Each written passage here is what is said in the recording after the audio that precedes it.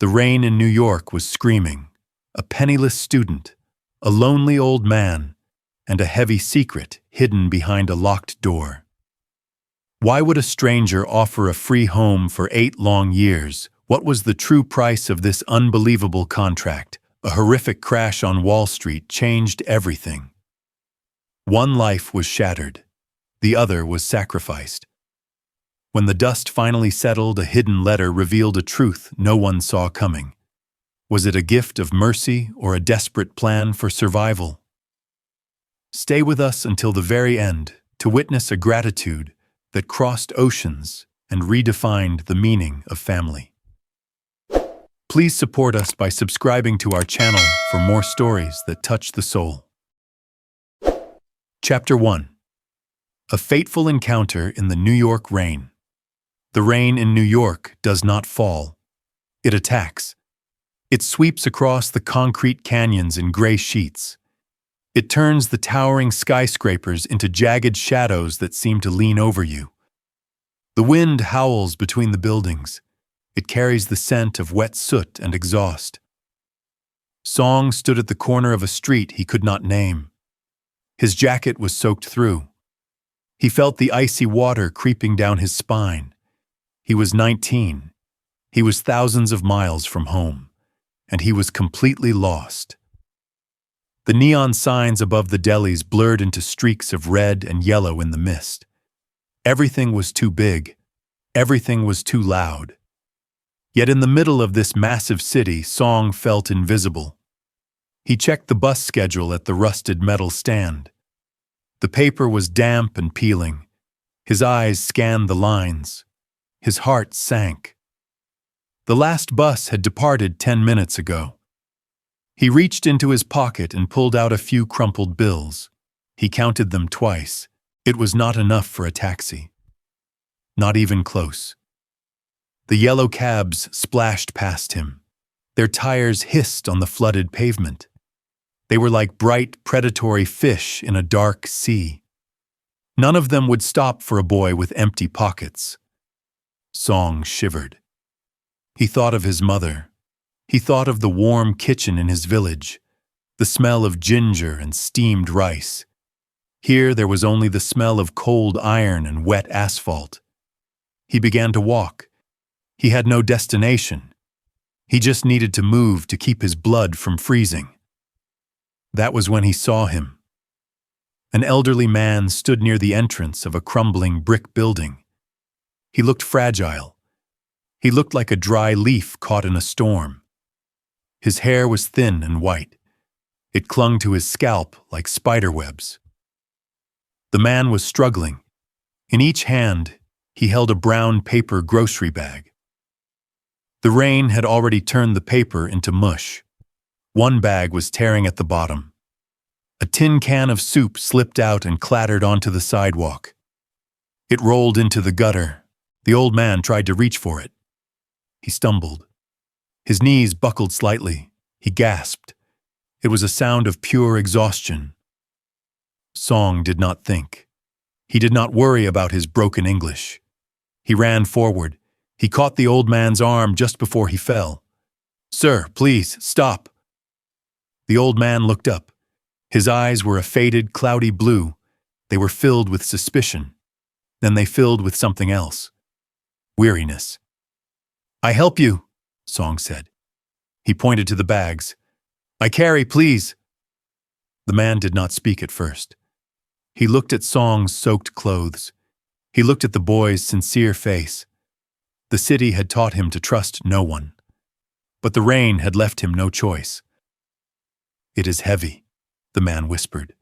His voice was like dry parchment rubbing together. "I am strong," Song replied. He managed a small, nervous smile. Song took the bags. They were indeed heavy. They were filled with cheap bread, tinned meat, and glass bottles. He could feel the paper disintegrating in his grip. He tucked them under his arms to keep them from falling apart. The man led the way. He walked with a heavy limp. His name was Hans. He did not offer this information until they reached the door. They entered a narrow hallway. The air was thick and stagnant. It smelled of old dust and boiled cabbage. They climbed 3 flights of stairs. Each step seemed to take a lifetime for Hans. He gripped the handrail until his knuckles turned white. Finally, they reached a door at the end of the hall. Hans fumbled with a ring of keys. His hands shook. The metal jingled in the silence. The lock clicked. The door swung open. Song stepped inside. He stopped. He forgot to breathe. The apartment was small, but it felt even smaller because of the chaos. Stacks of old newspapers reached toward the ceiling. They looked like leaning towers ready to collapse. Empty green glass bottles covered the wooden table. Dust lay like a thick gray blanket over every surface. There was a stale, sour smell in the air. It was the smell of a place where time had stopped. It was the smell of a man who had given up. Hans did not apologize. He did not seem to see the mess. He pointed toward a small stained counter in the kitchen. "Put them there," he said. Song set the bags down gently. He looked around. There were no photos on the walls, no colorful rugs, no signs of life, just a single light bulb hanging from a wire. It cast long, jagged shadows into the corners. Song felt a pang in his chest. This was not just a messy room. This was a cage of loneliness. It was a silence so loud it made his ears ring. He looked at Hans. The old man had collapsed into a worn armchair. He looked smaller now, defeated. The water from his coat was dripping onto the floor. He made no move to take it off. Song looked at the kitchen. He saw a small pot. He saw a single burner stove. He looked inside the grocery bags. He saw a packet of simple noodles, a few green onions, a small jar of broth base. Song did not leave. He knew he should. He was a stranger. But he could not leave this man in the dark. He walked to the sink. He rinsed the pot. The water splashed loudly in the quiet room. Hans watched him. He did not move. He just watched with those cloudy blue eyes. Song worked with quiet efficiency. He chopped the onions with a dull knife. He boiled the water. The steam began to rise. It started to cut through the stale smell of the apartment. It carried the scent of something fresh, something warm. He added the broth. The gold liquid bubbled. He dropped the noodles in. They swirled in the heat. The kitchen began to glow. The steam fogged up the window. It hid the cold, dark city outside. Song found 2 mismatched bowls. He poured the soup. He carried a bowl over to Hans. "Eat," Song said softly. "It is hot. Good for cold." Hans looked at the bowl. He looked at the steam rising into his face. He reached out with a trembling hand. He took the spoon. He took a sip. He closed his eyes. A shiver ran through his frame. It was not from the cold. It was as if the warmth of the soup was waking up his soul. "Thank you," Hans whispered. Song sat on a small stool nearby. He ate his own bowl. The silence was different now. It was no longer heavy. It was comfortable.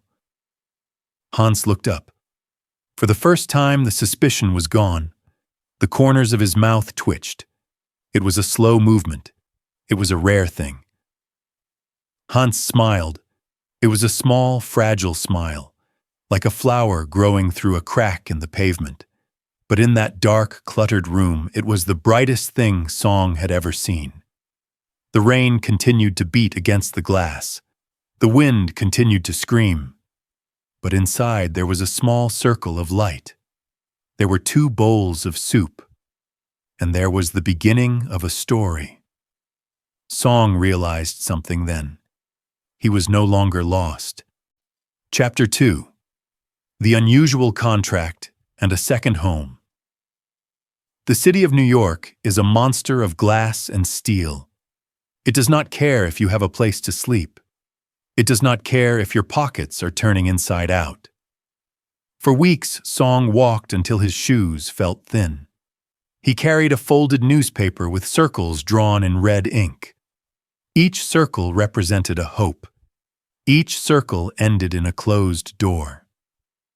"Too young," one landlord said. "No credit history," said another. Some simply looked at his face and shook their heads before he even spoke. The prices were a nightmare.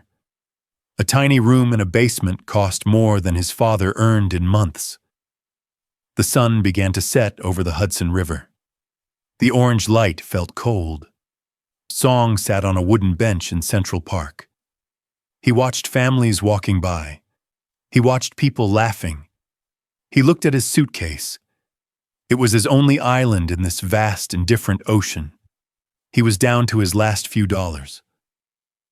If he did not find a room tonight, the park bench would be his bed. The fear was a physical weight in his chest. It made it hard to breathe. Then his phone vibrated. It was a number he had almost forgotten. It was Hans. "Hello," Song whispered. The voice on the other end was gruff. It was hesitant. "The boy, the one with the soup." "Yes, Hans, it is Song." There was a long silence. Song could hear the old man breathing. It sounded like the rustle of dry leaves. "I have been thinking," Hans said. "This place, it is too big for one ghost. And you are looking for a cage to live in, yes." Song gripped the phone. "I am looking for a home, Hans, but I cannot afford it." "Forget the money," Hans snapped. The sharpness was not out of anger. It was out of a strange kind of nerves. "I have an offer, a contract. Do not interrupt me." Song held his breath. "You stay here," Hans continued, "for your whole study. 8 years, maybe more. I do not care. You pay no rent. Not 1 cent. Song felt his heart skip. He looked at the dark trees of the park. He thought he was dreaming. "Hans, I do not understand." "Why, because," Hans said. His voice dropped to a low murmur. "This is not a home. It is a warehouse for a dying man. My condition is this. You must make it a home again. You clean. You cook. You bring life back into these walls. That is the price." Song did not hesitate. He could not afford to. "I will be there in 20 minutes.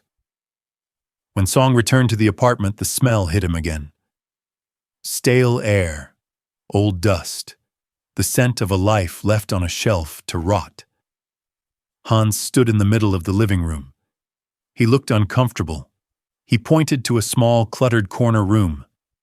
"That is yours. Clear the junk. Do what you want." Song started the next morning. He did not just clean. He attacked the neglect. He opened the windows wide. He let the New York wind sweep out the ghosts of a decade. He gathered the empty liquor bottles, dozens of them. He put them in heavy bags and carried them to the curb. The clinking sound of the glass was like the sound of chains breaking. He scrubbed the floors until the wood remembered its color. He polished the glass until the sunlight could finally find its way inside. Hans watched him from his armchair. At first, the old man looked annoyed. He grumbled when Song moved his stacks of newspapers. But as the days passed, his eyes began to follow Song with a quiet curiosity. Song spent his last bit of savings on small things. A green fern for the windowsill, a bright yellow rug for the cold floor, a set of ceramic bowls that felt heavy and real in the hand. The aroma of the apartment changed. It no longer smelled of vinegar and dust. It smelled of roasted garlic.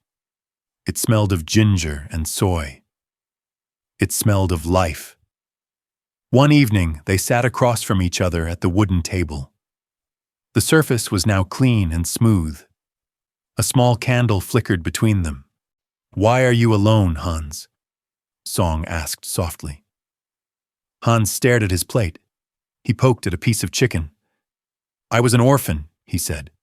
"In Switzerland, long ago. I learned early that people leave, or they die, or they forget you. He took a slow breath. I came to America when I was 25. I wanted to be free. I thought freedom meant having no ties, no wife, no children, no anchors. Hans looked up. His eyes were wet in the candlelight. I was wrong. Freedom without love is just a very large prison. Song listened. He did not offer pity. He offered his own story instead. He spoke of his village. He spoke of the pressure to succeed, the weight of 1,000 years of tradition on his young shoulders. In my country, Song said, we are never alone. Sometimes we want to be. But here in New York, it is the opposite. Hans nodded slowly. You teach me how to belong, boy, and I will teach you how to survive this city. And so the education began. Hans became Song's navigator. He taught him which streets to avoid after dark. He taught him how to speak to a boss with confidence. He explained the strange rituals of American holidays. Do not smile too much at strangers on the subway, Hans warned. They will think you are crazy or trying to sell them a broken watch. Song laughed. In return, Song brought the East into the small apartment. He taught Hans how to hold chopsticks. He explained the meaning behind the lunar cycles. He showed him how to pour tea with respect using 2 hands. The apartment was no longer a warehouse. It was a sanctuary. Song found himself checking his watch at the end of his classes. He was not rushing to a library. He was rushing back to the apartment on the 3rd floor. He would find Hans waiting. Sometimes the old man would have the teapot ready. Sometimes he would be grumbling about a news report. But he was always there. One night, Song was studying late at the table. The lamp threw a warm circle of light over his books. Hans walked into the room to get a glass of water. He stopped and put a hand on Song's shoulder. It was a heavy hand. It was a rough hand. But the touch was gentle. You are doing well, Song, Hans whispered. In that moment, the contract was forgotten. There was no landlord. There was no tenant. There was only a father and a son who had found each other in the middle of a storm. The skyscrapers outside were still cold. The city was still loud. But inside the walls of the apartment, something beautiful had taken root. 2 worlds had collided, and instead of breaking, they had fused together. They were no longer 2 strangers sharing a roof. They were a family. Chapter 3. The Trial of Life and Death on Wall Street. The winter sun hung low over the financial district. It cast long, thin shadows across the narrow streets of Lower Manhattan. Song was walking quickly. He checked his watch. He was running late for his shift at the small cafe near Wall Street. The air was biting.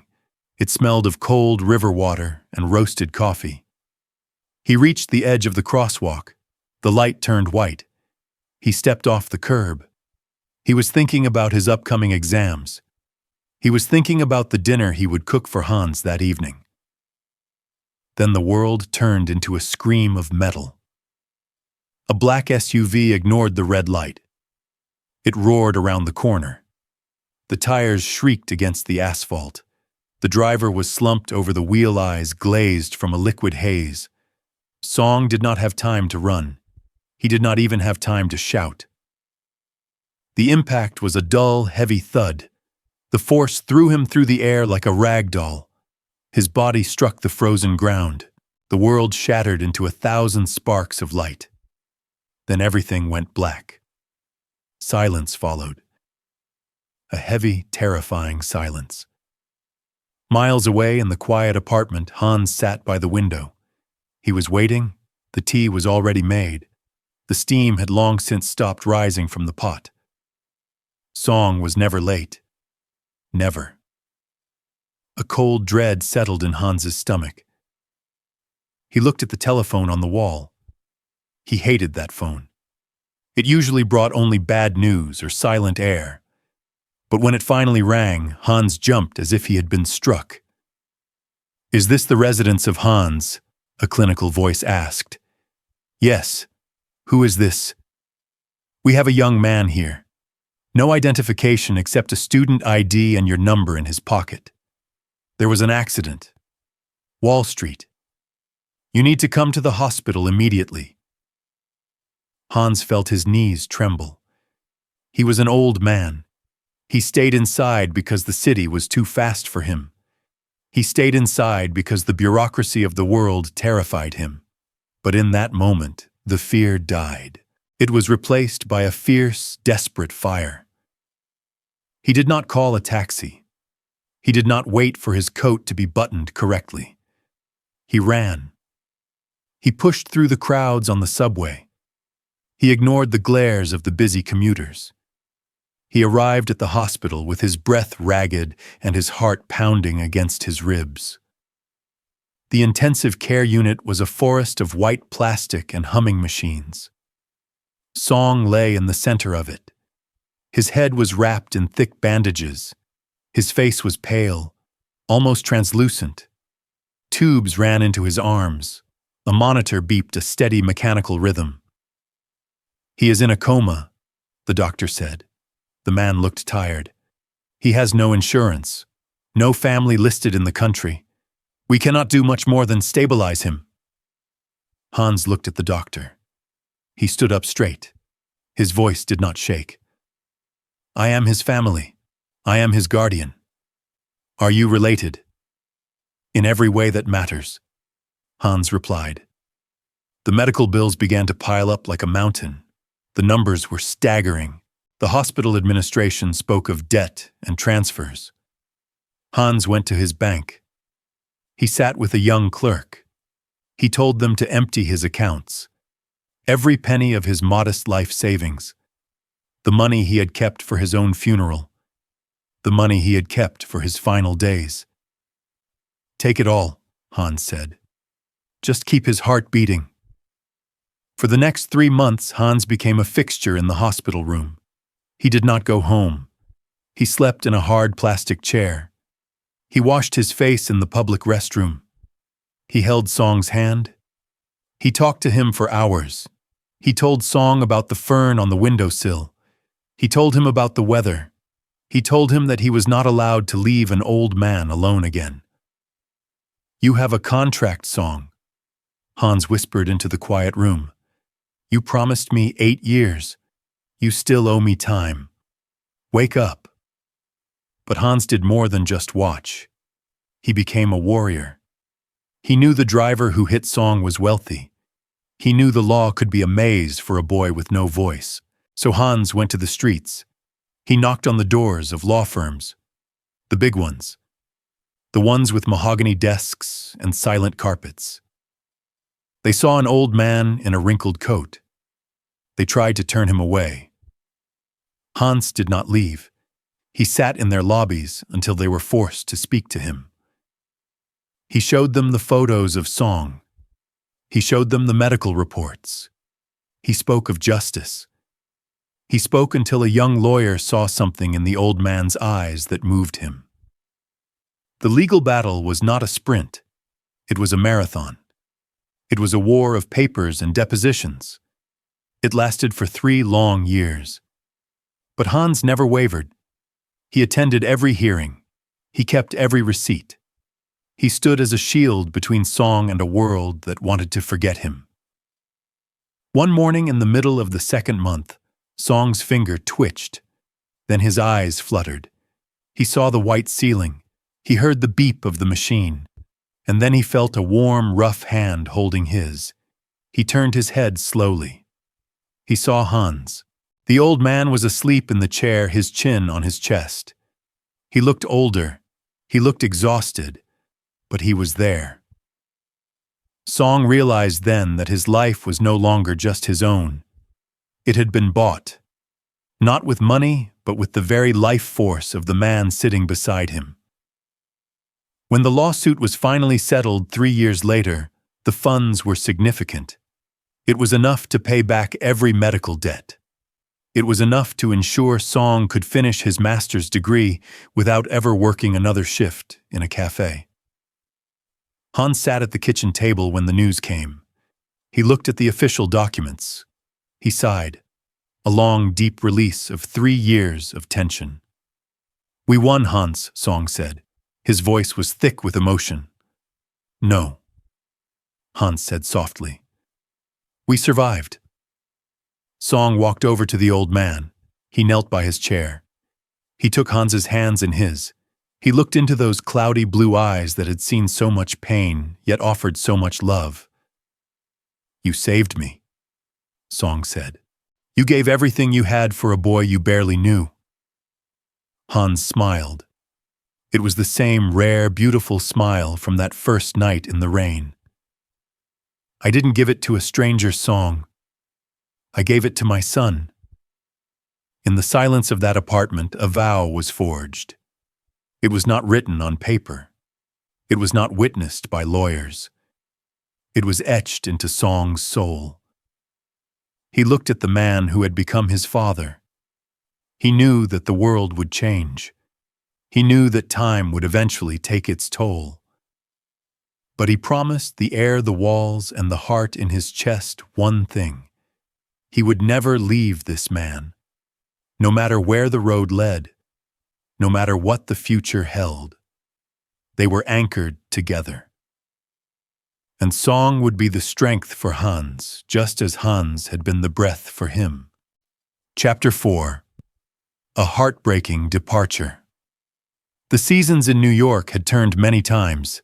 The green leaves of the park had blazed into gold and fallen into white silence 8 times over.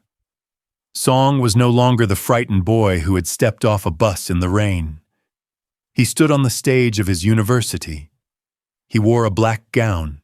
He held a diploma with honors in his hand. In the front row, Hans sat.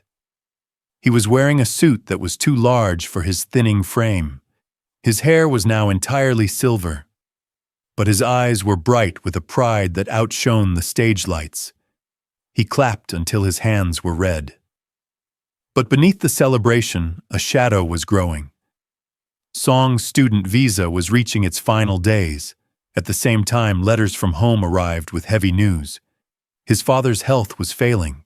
The family business was struggling. His duty was calling him back across the ocean. He sat in the apartment that night.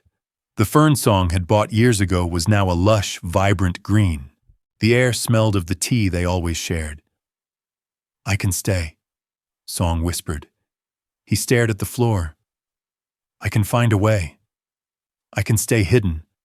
I can work under the table. I cannot leave you here, Hans." Hans set his cup down. The clink of the porcelain sounded like a gavel. "No." "Hans, please. You are a man of honor, Song. You do not hide in the shadows. You have a family that needs you. You have a life that belongs to your blood." Hans looked around the clean, warm room. "You gave me 8 years of light. That is more than I deserved. I will not let you become a ghost in this city just to watch an old man fade." The decision was a knife in Song's heart.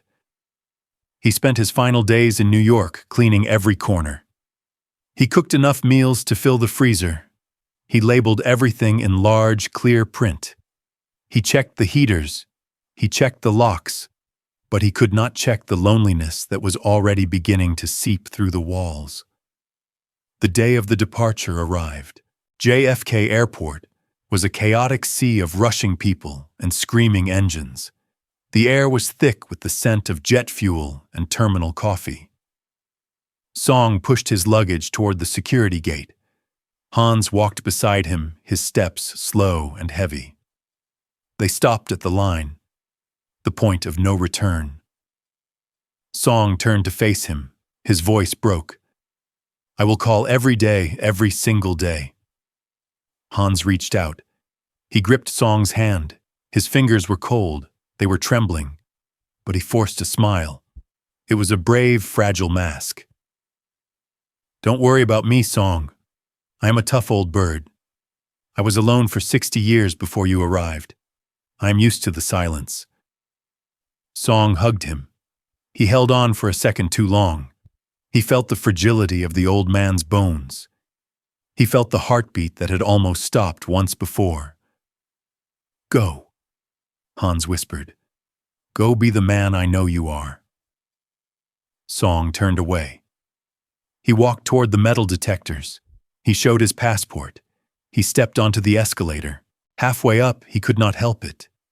He turned back. The crowd was a blur of movement, but there, standing exactly where he had left him, was Hans. The brave mask had fallen. The old man was standing perfectly still. Tears were streaming down his wrinkled cheeks. He was not sobbing. He was just weeping silently. He looked so small. He looked like a child lost in a world that was too big for him. Song almost ran back. Every instinct told him to jump over the barrier, but the line moved. The security guard motioned him forward. The doors slid shut. The flight was a long, hollow silence. Back in his home country, Song kept his promise. The time difference did not matter. He called in the morning. He called late at night. He sent photos of the mountains and the markets. At first, Hans sounded okay. "I went for a walk today," he would say. "I ate the dumplings you left." But as the months passed, the voice changed. It grew thin. It grew distant. The silence between his sentences became longer. The ghosts began to return to the apartment in New York. The bottle returned to the table. Hans could not fight the quiet.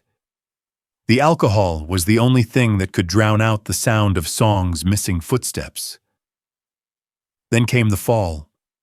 The neighbor called Song in the middle of the night. "It's Hans. He fell in the kitchen. He was there for 2 days before I heard him. He's in the hospital, Song. It's bad." The diagnosis was severe. The bone had died. The alcohol and the neglect had ravaged his body. Hans was now confined to a wheelchair.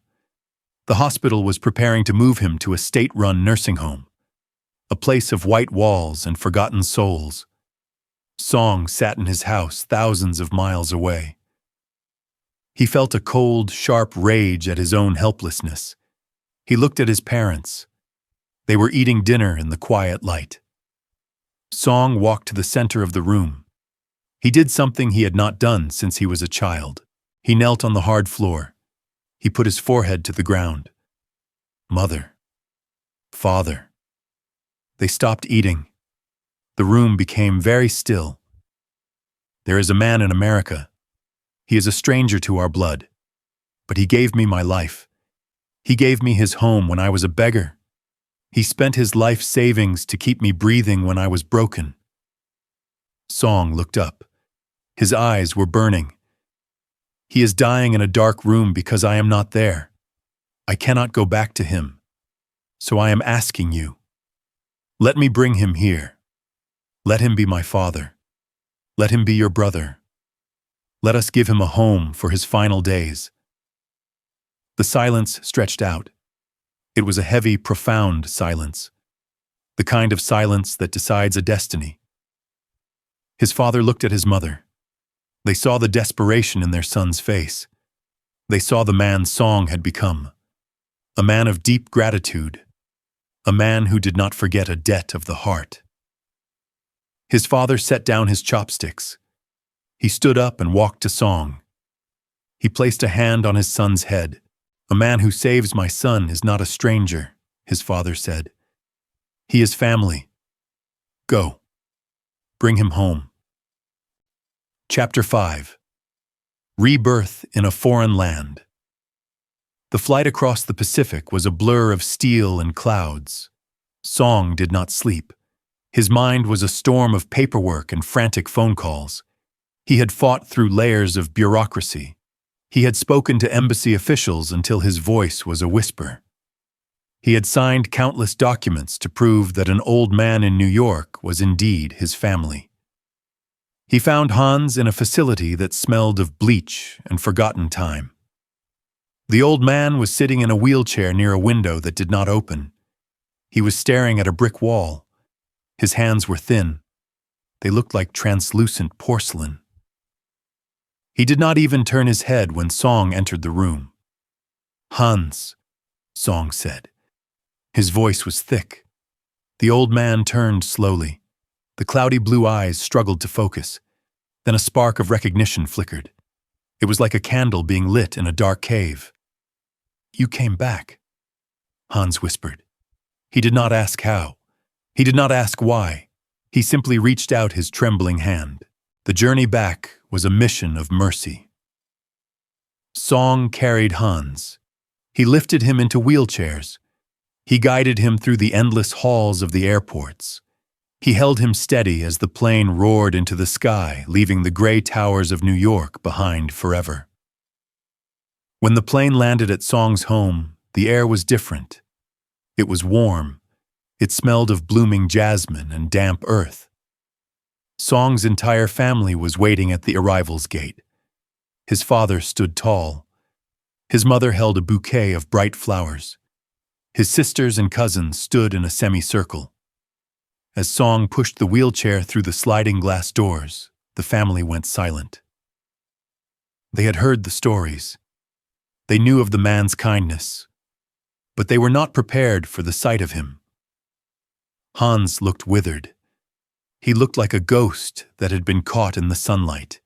He was so small in that large chair. Song's mother was the first to move. She did not hesitate. She stepped forward and knelt beside the wheelchair. She took Hans's cold, thin hands in hers. She did not speak his language. She did not need to. Her tears fell onto his knuckles. Hans looked at the faces surrounding him. He saw no suspicion. He saw no coldness. He saw only a wall of human warmth. The old man buried his face in his hands and sobbed. He was no longer alone in a city of millions. He was home. The recovery began immediately. Hans was taken to the city's best hospital. The doctors were waiting. The surgery was critical. The hip had to be replaced if he was ever to stand again. Song's father sat in the waiting room for 10 hours. He did not leave his post. When the surgeon finally emerged, he gave a weary nod. The operation was a success, but the real medicine was not found in a bottle. It was found in the kitchen. Song's mother took over the nursing duties with a fierce devotion. She cooked bone broths that simmered for days. She prepared steamed fish with ginger to restore his strength. She fed him slowly, spoon by spoon. She called him Grandpa. It was the only word Hans learned in those first few weeks. Grandpa. The miracle happened slowly. Then all at once. One afternoon in the courtyard of the house, Hans gripped the parallel bars Song had built for him. The sun was shining. The birds were singing in the pomegranate trees. Hans gritted his teeth. His face turned red with effort. He stood. The family held their breath. Hans took a step, then another. He was shaking, but he was moving. Song's father cheered. The children clapped their hands. Hans looked at his feet. He looked at the ground. Then he looked at the sky and laughed. It was the sound of a man who had been given a second life. As the months passed, Hans became a legend in the village. He was the Western grandfather with the silver hair and the gentle eyes. He would sit on a wooden bench at the local festivals. He wore the traditional silk shirts Song's mother had made for him. He learned to say hello. He learned to say thank you. He learned to ask for more tea. The local children followed him like he was a king. He did not have candy to give them. He had something better. He had stories. He would use his hands to describe the tall buildings of New York. He would mimic the sound of the subway trains. The children would giggle and mimic him back. Hans was no longer a ghost. He was a pillar of the community. In the evenings, the family would gather on the large veranda. The air would cool. The lanterns would be lit. Hans would sit in his favorite carved wooden chair. He would watch Song playing with his nieces. He would watch Song's father smoking a pipe in quiet contentment. Hans would lean over to Song. He would pat his hand. "I used to think New York was the center of the world," Hans whispered. "I was wrong. The center of the world is wherever someone loves you." The shadows of his past were gone. The alcohol was a memory of a different man. The pain in his hip was a small price for the joy in his heart. He was living in the warm sunlight of human compassion. One night as the moon rose over the distant mountains, Hans looked at the crowded table. There were 3 generations sitting together. There was laughter. There was the clinking of bowls. There was the sound of a family. Hans leaned back and closed his eyes. A tear of pure happiness ran down his face. "I never thought," he said softly to Song. "I never thought I would have a family this large at the end of my life. I am a very rich man, Song. I am the richest man in the world." Song looked at the man who had once been a stranger in the rain. He saw the color in his cheeks. He saw the light in his eyes. He knew then that their journey had reached its true destination. They were no longer bound by a contract or a debt. They were bound by a love that had crossed oceans and broken through the walls of the heart. The rebirth was complete. Chapter 6. The Legacy of Kindness and Gratitude. The seasons continued their steady dance. The blossoms of the jasmine vine opened and fell 5 times. For Hans, these were not just years. They were a victory. He had lived longer than the doctors in New York had ever predicted. He had lived with a full heart and a stomach warmed by home-cooked meals. He had become a grandfather to children who did not share his blood. He had become a brother to a man who spoke a different tongue. One quiet evening, the air was still. The crickets sang in the tall grass near the porch. Hans sat with Song for a long time. They did not speak much. They simply watched the moon climb over the mountain ridge. Hans reached out and patted Song's hand. His grip was weak, but his touch was steady. "I am tired, my son," he whispered. Song looked at him. He saw the peace in the old man's eyes. It was not the weariness of a man who was defeated. It was the quiet satisfaction of a man who had finished a long and beautiful race. Song helped him to bed. He tucked the blankets around the thin shoulders. "Rest now, Hans," Song said. Hans smiled. It was that same smile, the one that had first appeared in a dark, cluttered apartment across the sea. "I will," Hans replied. That night Hans passed away in his sleep. There was no struggle. There was no pain. The morning sun found him looking as if he were merely dreaming of a pleasant memory. The house was filled with a heavy, respectful silence. The neighbors came. The children stood quietly by the gate. Song sat by the bed. He felt a deep ache, but he also felt a profound sense of gratitude. As Song moved to straighten the linens, he felt something beneath the pillow. It was a single envelope. It was worn at the edges. The handwriting on the front was shaky. It simply said, "For Song." Song sat on the edge of the bed and opened it. "My dear Song," the letter began.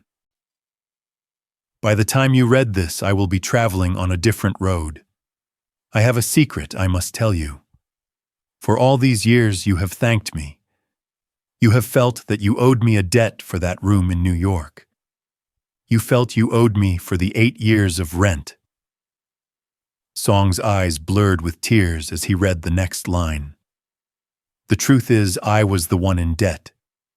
Before you knocked on my door that rainy night, I was a ghost. I was waiting for the end in a tomb of my own making. I was dying of depression. I was drowning in a sea of empty bottles. Giving you that room was not an act of charity for you. It was a desperate act of survival for me. I needed your light. I needed the sound of your footsteps. I needed to care for someone so that I could remember how to care for myself. You owe me nothing, Song. It was you who gave me a reason to live for these last 13 years. You did not just give me a home. You gave me a life. Song held the letter to his chest. He wept. He wept for the lonely man in the New York apartment. He wept for the grandfather who had found his way home. The funeral was a beautiful tapestry of two worlds. The local village traditions were followed with great care. The incense rose in white spirals toward the blue sky. White flowers were scattered by the children. But in the background, a violin played. It played the soft, haunting melodies of the Western classical music Hans had loved. It was a bridge of sound connecting the Swiss mountains, the New York streets, and the village hills. The story of the boy and the old man did not end at the grave. It spread. It traveled through the village. It reached the newspapers in the city. It crossed the ocean back to the bustling streets of America. People were moved. In a world that often felt cold and divided, this was a story of hope. It was a story that proved kindness does not need a passport. It proved that compassion does not require a common language. Song looked at the settlement money that remained from the accident years ago. He knew exactly what to do. He established a foundation. He named it after Hans. The foundation was simple. It helped international students who were lost. It provided small grants to elderly people who were living in isolation. It built bridges between those who had too much and those who had nothing but their loneliness. Years passed. Song became a father himself. He told his children about the man with the silver hair. He told them about the bowl of noodles in the rain. One afternoon, Song walked up the hill to the quiet spot where Hans was buried. The grass was green. The sun was warm. The view of the valley was endless. Song stood before the simple stone. He did not feel sadness. He felt a quiet strength. He realized that the 8 years in New York and the 5 years in this village were a single thread. A thread that had woven two broken souls into something whole. He looked at the horizon. He smiled. He understood now. Money is just paper. Time is just a shadow. But kindness is the only universal language of mankind. It is the only thing that survives the winter. It is the only thing that truly brings us home. Kindness is a silent investment that always returns when we need it most. This story reminds us that no act of compassion is ever wasted, and sometimes a stranger is just a family member we have not yet met. If this journey touched your heart, please join our community by subscribing and sharing your thoughts in the comments. Your support helps us tell more stories that bridge the distance between us. Please click on the latest video appearing on your screen now to continue this journey of the soul with us.